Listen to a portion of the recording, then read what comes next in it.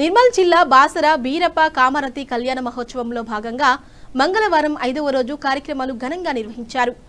కుర్మ సంఘం కమిటీ నిర్వాహకుల ఆధ్వర్యంలో గంగమ్మ పండుగ, సరుగు, లగ్గం బోనాలను భక్తి శ్రద్ధలతో సమర్పించారు.